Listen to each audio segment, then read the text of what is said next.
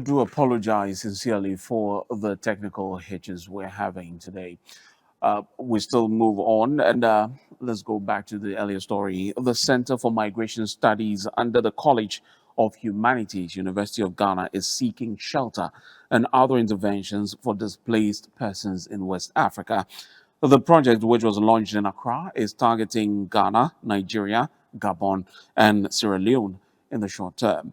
The United Nations High Commissioner for Refugees says an estimated 108.4 million people globally are forcibly displaced from their homes annually.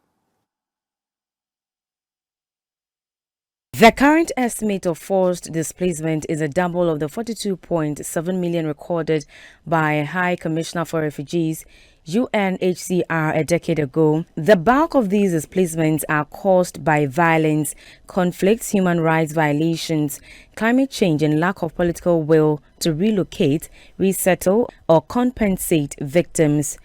At the project launched by University of Ghana Center for Migration Studies under the College of Humanities, industry players, academia, and researchers called for an all-hands-on-deck approach to mitigate forced displacement in Africa. We are looking at forced displacement in Anglophone countries in West Africa. So for this project, we are looking at Gambia, Nigeria, Ghana, Sierra Leone. We broadly want to look at internally displaced persons. We are also looking at refugee communities to see how, despite the challenges, how are they building livelihoods, access to economic and access to basic social services in those communities. The provost of the College of Humanities, University of Ghana, Professor Daniel Frempong-Ofori, cited key indicators to curb forced displacement. Even with the natural disasters, they happen in other places and nothing happens. That's because the country or the society is resilient. We have put up buildings that can withstand earthquakes. So in other countries, when earthquakes happen, nothing happens or nobody dies. But in some places, when earthquake happens, lots of people die. So it means that the system is not resilient enough.